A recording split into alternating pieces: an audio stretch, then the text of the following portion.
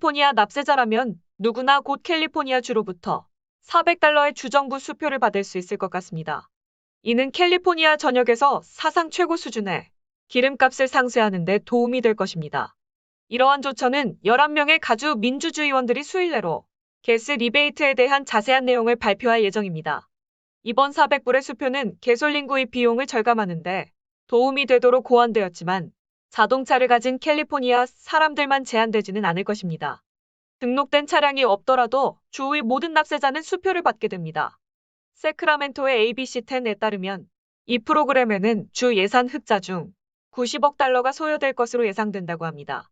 개빈 뉴섬 주지사는 지난주 주의회 의원들과 협력하여 캘리포니아의 모든 납세자들에게 돈을 다시 되돌려줄 수 있는 법안을 강구하고 있다고 말했습니다. 그는 또한 화석 연료의 사용을 장려하지 않았고 캘리포니아는 깨끗한 에너지를 촉진하기 위한 임무를 계속하고 있다는 것을 분명히 했습니다. 이번 제안은 LA의 보통 휘발유 1갤런당 평균 가격이 $5.877로 주 평균인 $5.77보다 약 $0.10 높은 데 따른 것입니다. 한편 가주에서 가솔린 가격이 가장 높은 지역은 AAA에 따르면 산루이스 오비스포 아타스카대로 파소 로블레스로 $5.935입니다. 나파 지역은 $5.918이며 산 나파엘 $5.894이고 샌프란시스코 $5.883입니다. 해외 교포들의 소망이었던 재외동포청 신설에 대해 한국 국회의장이 최초로 공식으로 입장을 밝혔습니다.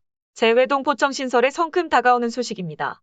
인도네시아 말레이시아 순방길에 오른 박병석 국회의장은 현지 시간 19일 정부 조직의 재외동포 정책을 총괄하는 재외동포청을 신설하는 것과 관련 지난 대선에서 여야 모두의 공약사항이라며 750만 교민의 원스톱 서비스를 위한 동포청 신설에 공감하고 공약이 이행될 수 있도록 교민 사회의 요청 사항을 강조하겠다고 말했습니다.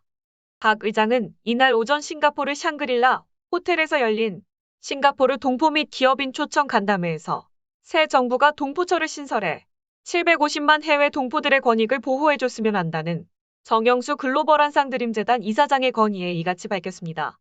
앞서 박 의장은 간담회 모두 발언에서 2년 넘게 지속되고 있는 코로나19로 인한 어려운 환경에서도 민간 외교관이자 양국 관계의 든든한 가교 역할은 물론 문화 홍보대사 역할도 담당하고 있는 교민들과 기업인들의 노고에 감사드린다고 격려했습니다. 그러면서 싱가포르는 글로벌 이슈와 경제 등 다양한 분야에서 한국의 중요한 협력 파트너라며 지난해 한국과 싱가포르의 교역 규모는 2020년 대비 약 40%가 증가한 $250억 기록했고 앞으로 인프라, 디지털 경제 협력, 핀테크 분야로 두 나라 간 경제 협력이 확대될 것으로 생각한다고 덧붙였습니다. 한국과 싱가포르는 지난해 12월에 한 싱가포르 디지털 파트너십 협정을 체결했습니다. 동포 기업인 대표들은 대사관 건물 확보, 해외 동포 전담 조직 설립, 정부 차원의 출산휴가급여 확대 등의 애로사항을 건의했습니다. 신용섭 싱가포르 한국상공회의소 회장은 아세안 회원국 중 유일하게 싱가포르에만 우리나라의 단독 공관이 없어서 아쉽다며 동남아 중심 국가인 싱가포르에서 신남방 외교 확대 기조와 우리나라의 국격에 걸맞는 독자 공관 확보가 필요하다고 말했습니다. 이에 박 의장은 한국의 위상이나 싱가포르의 중요성에 비해 대사관이 협소하다고 생각한다며 대사관 건물 마련을 위한 예산 우선 순위 확보를 위해 노력하겠다고 말했습니다. 출산휴가급여 확대 지급 건의에 대해서는 저출산 문제는 정권의 변화와 관계없이 대한민국이 해결해야 할 핵심 과제라면서 국회의장 직속 국회국민통합위원회, 국가중장기어젠다위원회를 통해 저출산 및 고령화 문제를 포함한 5년 단임 행정부가 집중하기 어려운 문제들을 연구해왔는데 국회가 지속적으로 관심을 갖고 살펴보겠다고 답했습니다. 간담회를 마친 박 의장은 20에서 22일 열리는 IPU 총회 참석을 위해 인도네시아 발리로 향했습니다. 박 의장은 탄소 배출 제로 달성을 위한 각국 의회의 기후행동을 위한 대한민국 국회의 노력을 알리고 기후변화 대응과 세계 평화 촉진 및 방역과 자유의 조화 등 현안에 대해 의회 차원의 공동대응 방안을 모색합니다. 31개국 의장, 13개국 부의장 및 66개국 의원단 등 총 110개국의 세계의회 지도자들이 참석하는 이번 총회 기간 중 박 의장은 인도네시아 하원의장을 비롯해 세계 의회 지도자와 연쇄 양자회담을 갖습니다. 러시아군이 우크라이나 동남부 항구 도시 마리우폴 시내 중심부까지 진격해 시가전을 벌이는 등 공세 수위를 높이고 있는 것으로 전해졌습니다. 마리우폴은 흑해와 지중해를 오가는 무역선이 드나드는 항구를 품고 있으며 2014년 러시아가 병합한 크림반도와 돈바스 지역을 잇는 전략적 요충지입니다. 19일 월스트리트저널 등에 따르면 러시아군과 칠러 분리주의 반군 세력 등은 마리우폴 도시 중심부까지 진입해 우크라이나군과 격렬한 시가전을 벌이고 있다고 보도했습니다. 우크라이나 당국은 유럽에서 가장 큰 야금 공장 중 하나인 마리우폴 아조우스탈 제철소를 차지하기 위해 이날 러시아군과 우크라이나군이 전투를 벌였고 이 과정에서 제철소 시설 대부분이 파괴됐다고 밝혔습니다.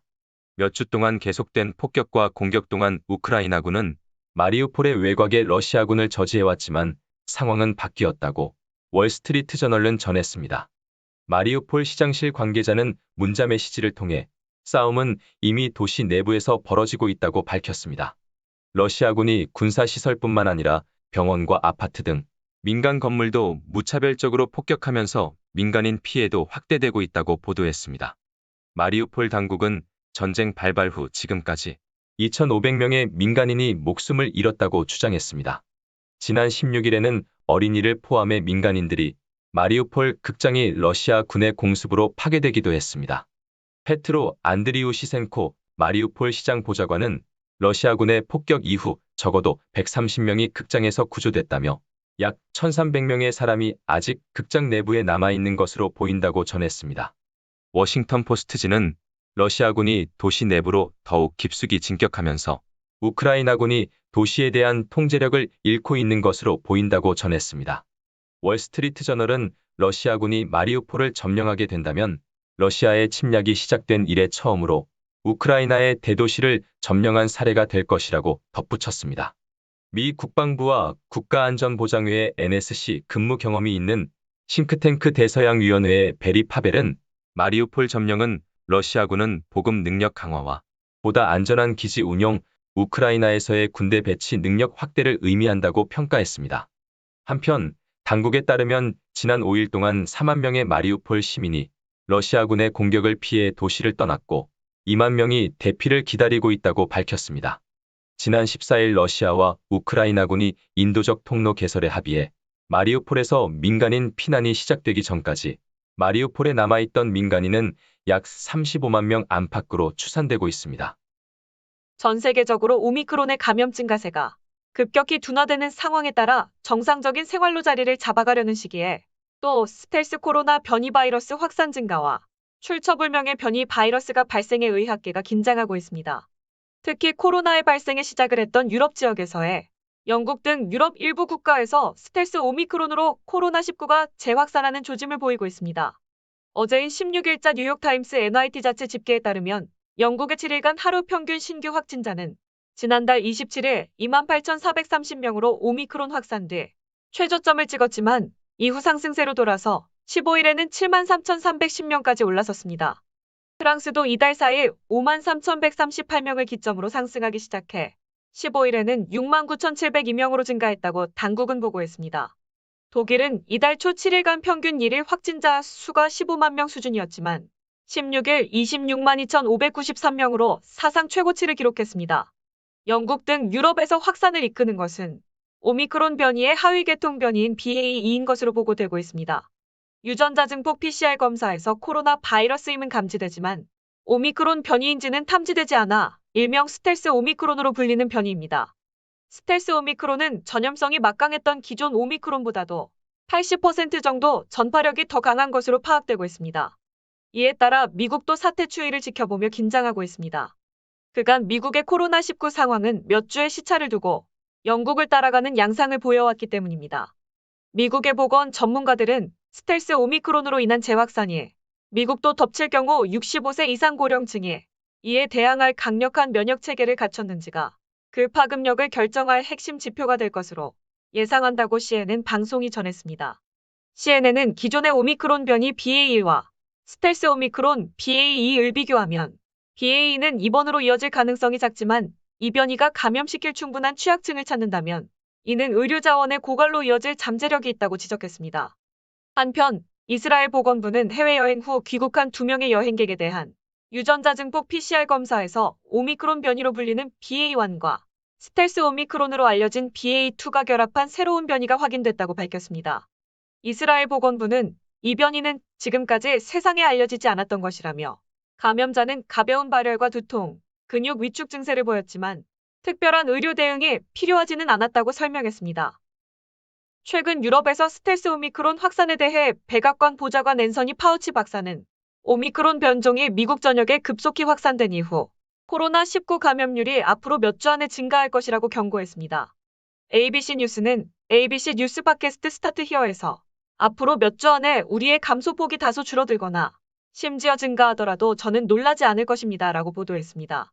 그것이 또 다른 급등으로 이어질지, 작은 급등으로 이어질지, 아니면 심지어 중간 정도의 급등으로 이어질지는 현재 다른 많은 일들이 일어나고 있기 때문에 매우 불확실합니다. 라고 그는 덧붙였습니다.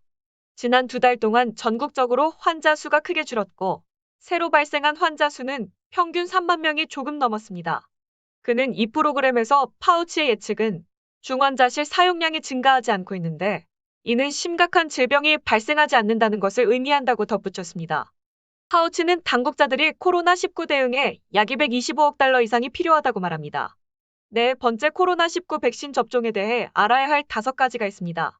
이러한 사례 증가는 미국에서 BA.2 변종이 증가세를 보이고 있고 파우치 박사는 팟캐스트에서 이 변종이 앞으로 오미크론을 추월할 것이라고 예측하고 있기 때문입니다. 미국은 마스크 착용과 사회적 거리두기 같은 2년간의 대유행 정책 이후 코비드19 규제를 완화하기 시작했습니다. 미국 질병통제예방센터는 대부분의 지역이 실내에서 마스크를 착용할 필요가 없다고 말함에 따라 미국의 모든 주들이 마스크 착용 규정을 철회했습니다.